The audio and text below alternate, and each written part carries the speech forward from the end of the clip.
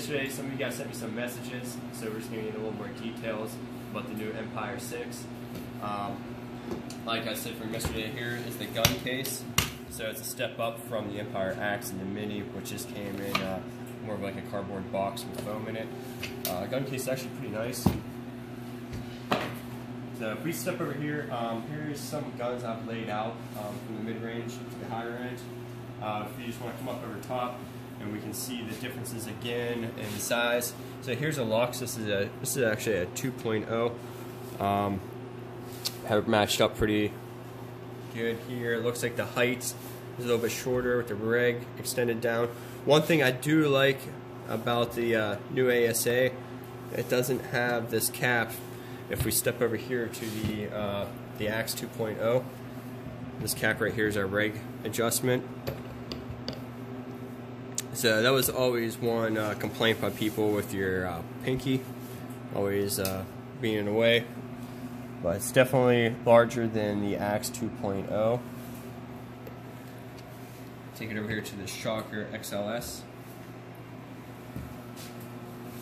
It's pretty similar to the Shocker XLS in size. The biggest thing with this, which it is comfortable, this grip, which I call Squidward's nose or Gonzo. It's got this thing hanging from it. So cosmetically, it's not the best. People, they're not used to something like this.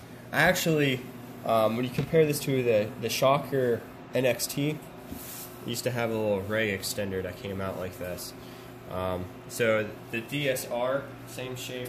What I like about the DSR obviously is the ultralight frame. If we look at this from the rear, it's somewhat shaped to fit your, you see that, your thumbs, fingers around the grip.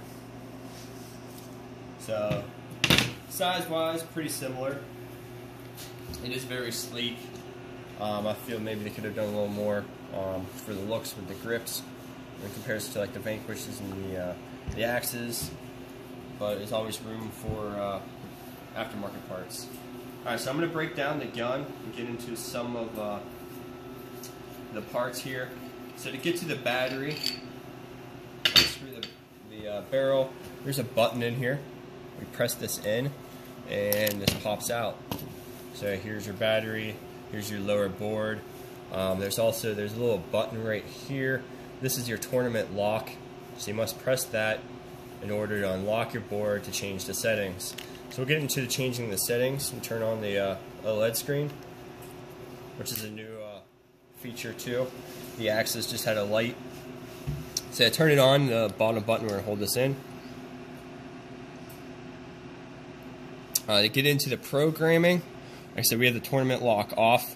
You hold down both buttons, then we can cycle up and down, back and forth. So we're going to go into config. So there's three configurations that you can set your gun to. It's pretty similar to like a car seat. When different people are sitting in that seat, adjust to their settings. So go through here, hold the button in for about 2 seconds to get into the mode. So as you can see, C1 and C2 and C3 would be your different configurations. So this is just scrolling through our different settings. So we have fire mode. Right now I have it in the Millennium. So if you hold this in for 2 seconds, it'll say Millennium. To get out of the board settings, we just hit the trigger. Now we have to go back to back. Sorry. Alright, there we go.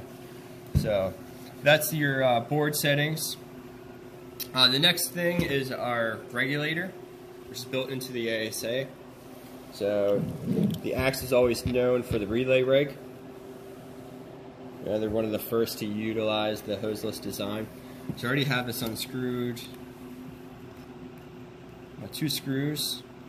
This is also your velocity adjustment.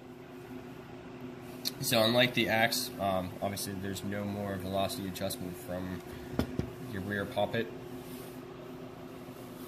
It's now using your regulator. We'll pop this off. And here it's pretty similar to other regulators. You can see the spring stack and the transfer tube. This is how you take your grip off. This slides right off. This is your access to your solenoid.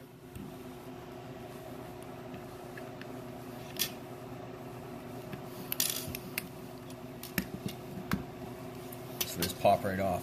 I'm not entirely sure yet if the solenoid is the exact same solenoid as the axe. I know there was always issues with the older axes over time, just like anything else. Parts wear down. Just gotta maintain your gun. We'll pop this back on, and we'll get into the bolt. So it's fairly easy to break this gun down.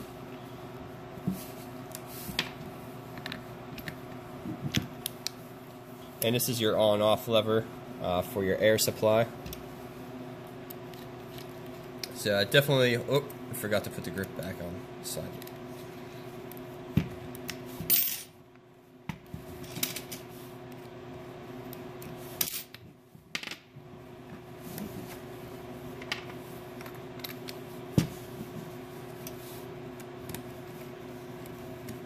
So I do like how sleek this regulator is.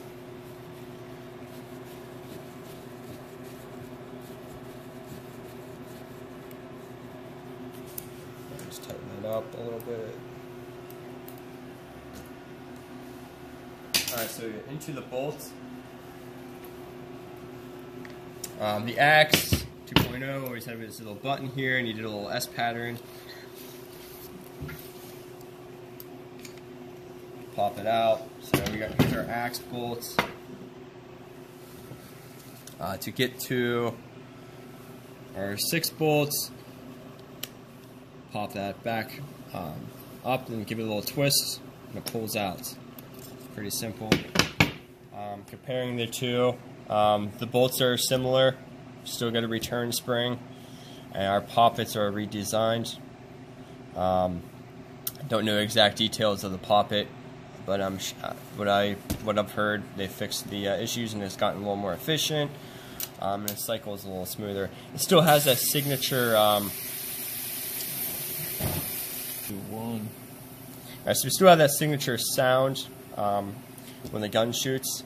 So I rock a Defender out there when I play out in the woods. For whatever reason, I feel the gun just spits paint. It's kind of back in the day, like we compared the autocockers to like the auto mags, the guys with the closed bolt, open bolt. So that's your Empire 6 marker. We do have brake beam eyes. Every gun pretty much on the market now. Electronic guns, brake beam eyes. So it is all, like I said, smooth, seamless. Lever action, feed neck. Our trigger, which I did notice about this trigger frame, it is one of the largest trigger frames and the longest trigger. You can almost get like 3 fingers in here. And if you look at the comparison to like the axe, crepe, it's almost a ½ inch longer. Pretty much every gun, this trigger has more room, so you can walk the trigger from different from the bottom here, up and down it, to your preference. So we're gonna put some paint through it outside. 2, 1. All right, we're out here. Yeah, no goggles, sorry. Guns on. Loader's primed. Let's give it a go. So like I said, we're in Millennium mode.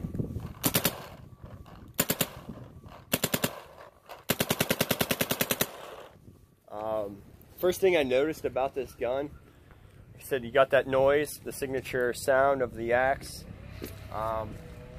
They kick. Very subtle. So watch the gun, watch the tip, see how much that guy moves.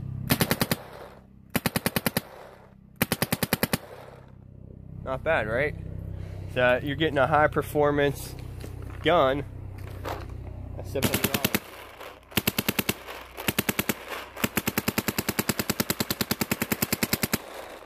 Let that ride all day.